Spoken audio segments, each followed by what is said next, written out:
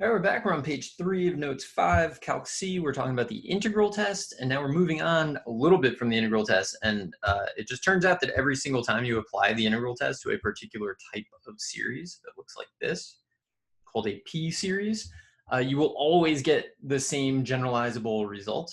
And so instead of doing it every time, why not just name that and deal with it? So that's what we're going to do. So I need to evaluate this integral, which is the integral from 1. So it's going to be the limit as b approaches infinity, integral from 1 to b of, let's say, x to the negative p dx, which is, so there's a little hint here, and I just find it really helpful because it makes it easier to look at the exponent basically and deal with it. So I need to add 1 and multiply by the reciprocal. I'm going to say that it's 1 over 1 minus p times x to the 1 minus p, and then we're going from 1 to b. So that'll be the limit as b approaches infinity of 1 over 1 minus p times, so first we get, actually I'm going to write this in a little slightly different way. I'm going to put it in the exponent, no, in the numerator, b to the 1 minus p, and then minus 1 over 1 minus p. You can see right away that if p is equal to 1, big problems, right? Because you can't divide by 0. But we already knew that if p was equal to 1, we get 1 over n.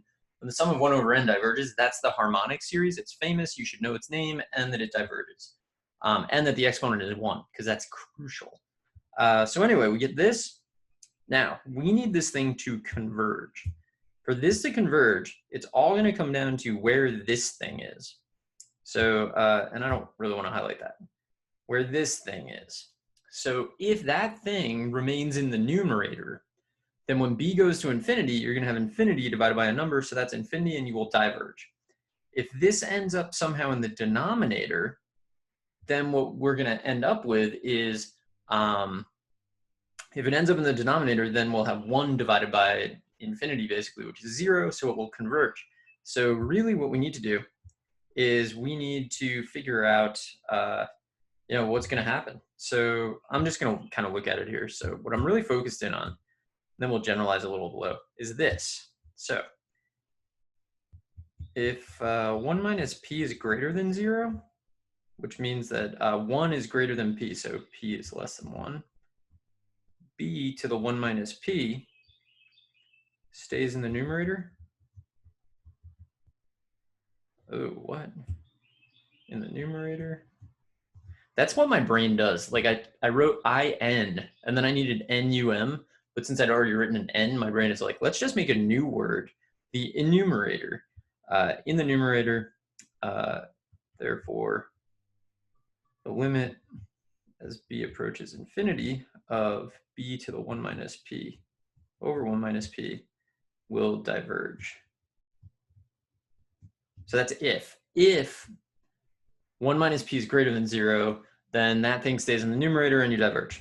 On the other hand, if 1 minus p is less than 0, which is the same as 1 being less than p, so p is greater than 1, b to the 1 minus p ends up in denominator. And if it's in the denominator, we would know that the limit as b approaches infinity of b to the 1 minus p over 1 minus p will converge. And we already know that if p is equal to 1, diverges. So this is what we need. We need p to be, so let's see, if p is less than 1, then 1 over n to the p. So if p is less than 1, then the sum from 0 to infinity of 1 over n to the p diverges. And that's what we worked out, because if it's less than 1, then we stay in the numerator and blah, blah, blah. If p is equal to 1, then we get 1 over n. So I guess this actually has to start, all of these have to start at 1. Is that what's happening here? Yes. What the heck? All right, go back and change. 1, 1 is the harmonic series. Harmonic series, which diverges for sure. That's a famous one. You got to know that one. That diverges, guaranteed. P is greater than 1, than the sum from 1 to infinity of 1 over n, n to the p converges. And that's it. That's our generalization. So since that works, we have our 5th series test. So can I name them all? I don't actually know. Geometric telescoping. Nth term test for divergence only. Whatever test 4 was. Oh, 4 is the integral test. And then 5, the p-series test. I don't know what fingers I'm holding up as I do that, but I'm pretty sure I got all of them, maybe. So p-series has the form from 1 to infinity, 1 over n to the p. This is, p is the constant and n is the thing that changes. That's, you got to keep that in mind. So if p is greater than if p is greater than 1, you're going to converge. If p is less than or equal to 1, p has to be positive though. But if it's less, so between 0 and 1, let's say, you're going to diverge. So once you know that, look at this. So this, I would look at this and say p is equal to 2, which is greater than 1, therefore converges. This I would rewrite first because this looks sort of like a p-series, but not exactly. Now it looks exactly like a p-series. P is equal to 1/2, which is less than 1, therefore diverges. Here I would probably rewrite this. You don't really need to, but it's a good idea whether you need to or not. 1/3, p is 1/3, which is less than 1, therefore diverges.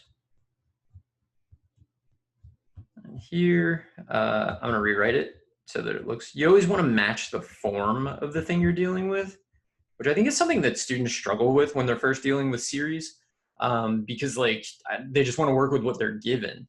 You don't have to work with what you're given. You can transform it into something useful or something that you recognize. So here, oh my God, yeah, p, that's a weird p.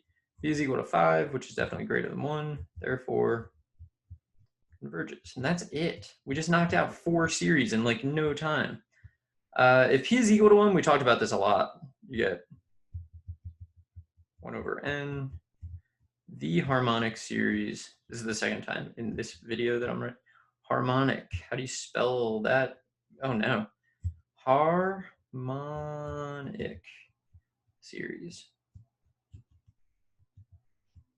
which diverges. It's like, it might be the most surprising divergence series that I can think of. Because it's like 1 over n, just seems like it should definitely converge, but it definitely doesn't. All right, so that's it.